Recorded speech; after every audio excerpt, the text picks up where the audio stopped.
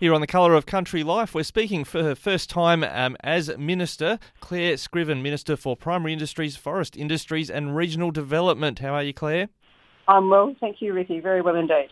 All right. Well, again, congratulations on the election result and being appointed to this portfolio. You told us on election night was your hope to hold this portfolio?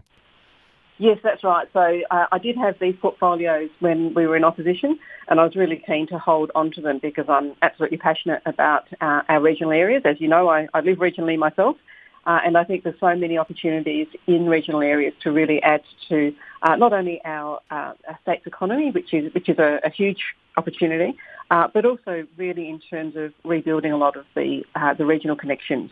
And, I think we're all aware of the challenges, things like, housing and workforce being two of the major ones, and health. We made some really good announcements leading up to the election of what we'd be doing in regional areas. So I'm really excited to be able to now be in the position as Minister to help some of those come to fruition.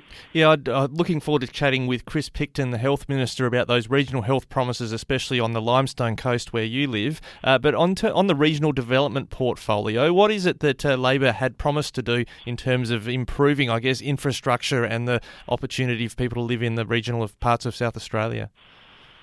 Well, I think that's where one of the biggest opportunities is, because what we know is there's all the interconnectedness of the different issues that are facing regional areas. So there are amazing industries that want to grow and expand, but they're being limited at the moment in terms of workforce in particular. And some of the things that we announced there, for example, speak to that. And what we talked about was not just looking at the next 4 years and policies for the next 4 years, but for the next generation. And I think that's really keenly felt in regional areas, because we want our kids to stay in the regional areas, and we want our industries to have the workforce. And those two things obviously are very closely linked. So things like, for example, building new technical colleges, one in Port Augusta and one in Mount Gambier, is really important for addressing some of the local skills shortages.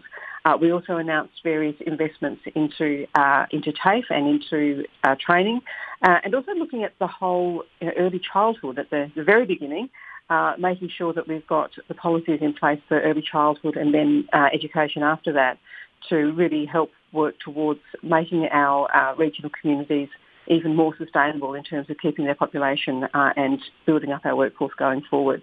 Another huge issue is one of the very difficult ones, which is around regional housing. And everywhere that I went in regional areas, housing was named as in the top two challenges that were facing them. And that comes from housing for a seasonal workforce, for things like the primary industries and agricultural sector, but also for longer-term housing for people who do want to relocate to the regions, and we don't necessarily have the housing stocks there. Now, that's one that obviously will not be fixed overnight. There's a whole lot of other issues that are impacting that, from shortages of building materials through to shortages of skills. But I think it's one that it's really a great potential for this portfolio, although it's not directly in charge of housing. It's such a key aspect of regional development. And I hope to be able to pull together all the different government departments and talk frequently with my colleagues, the other ministers whose portfolios do affect these things, so that we can come to a solution going forward, while still acknowledging, obviously, that's going to take quite a lot of time. Yeah, that was the question I was actually going to ask, was about regional housing, simply because it was coming up a lot for us from regional mayors, for instance, in our regular interviews with them. When it comes to that regional housing issue, we were concerned, speaking on air editorially, about how we were worried that the previous state government would botch the tree changes, we were calling it. There are a number of people that were interested in moving to regional areas, but housing was a major challenge for them to actually find. And now we're seeing record, I think, around Australia, South Australia, in the recent data was leading the rise in property value growth, which is great if you're a property owner in regional Australia, but it means the housing affordability is really problematic. How do we get more housing supply into regional areas? Well, and you've really hit the nail on the head. It is a very complex problem. So we've got to start where we can start. So, for example, we announced that we would be increasing public housing in regional areas. So that's the first level. So at least 200 new homes will be in regional centres across the state. So building both, public housing, community housing is a really important first step. And I appreciate, of course, that that's only the tip of the iceberg. But that's where we know that we can start. And then that will start to domino through, because obviously where there's demand at all sort of different levels of housing, from social housing through to sort of that medium-level family housing through to executive housing, all of those interact with each other. So starting with one of those, which is the public housing, is a first step.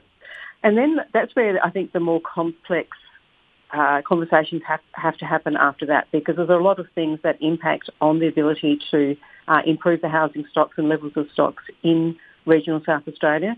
And that comes from the sorts of policies that banks apply to regional lending, which are quite different to a metropolitan area, through to the availability of trades and, of course, in some cases, the additional costs of building in regional areas.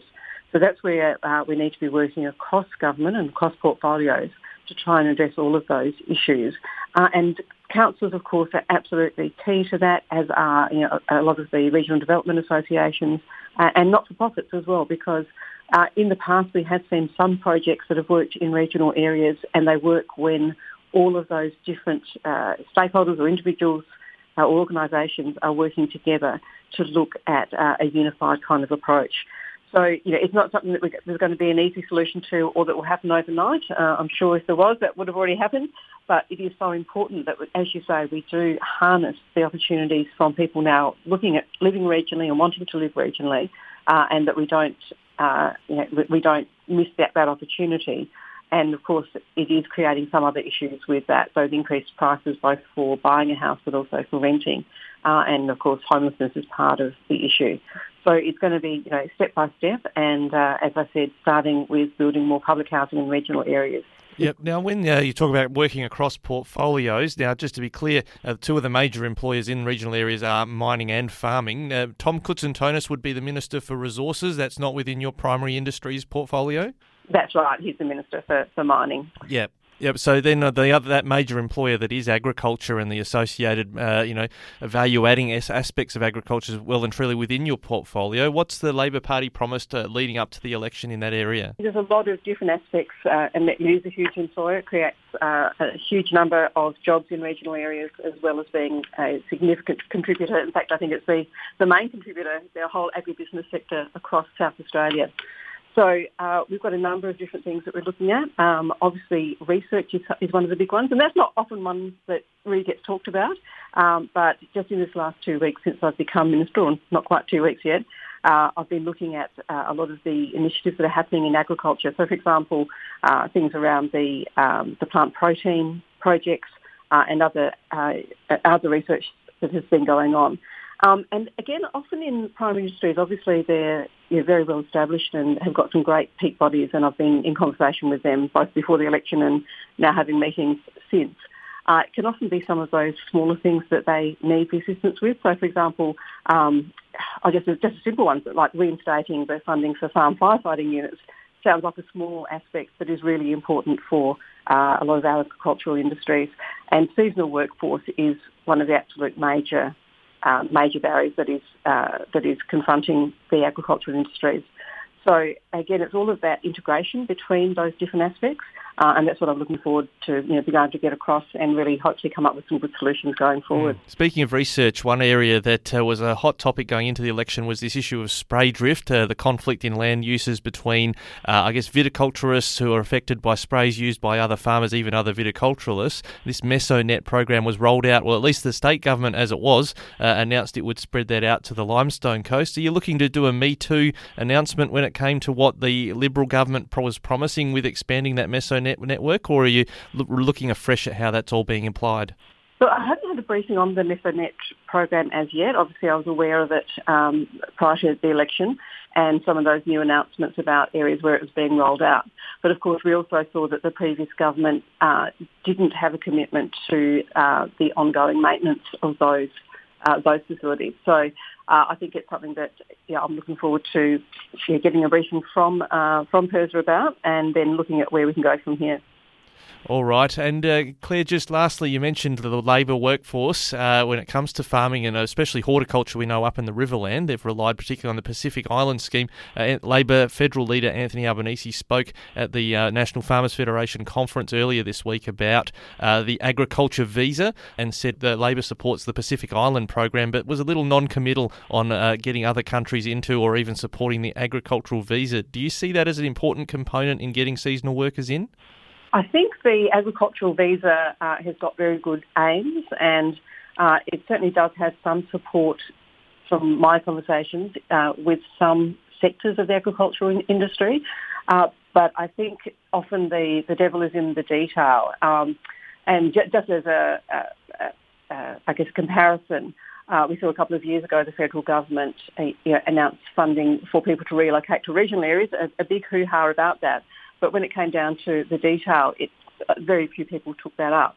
So we need to make sure that the ag visas are actually hitting the right spot, that they are being implemented in a way that will help the workforce issues here, and that they don't have unintended consequences. And I guess that's what we really need to be very aware of before being able to make an assessment of how useful they will be in our context here in South Australia. Well, the Federal Agriculture Minister was always keen to say South Australia had the gold standard when it came to bringing workers in from overseas to get the job done. So if you keep those settings in place, I imagine he'll keep calling it that. We'll have to see, won't we? All right, Clare Scriven, the Minister for Primary Industries, Forest Industries. We didn't get to talk forests. We'll talk about that next time, and regional development. Thanks for joining us today on Flow. My pleasure. Thanks very much, Ricky.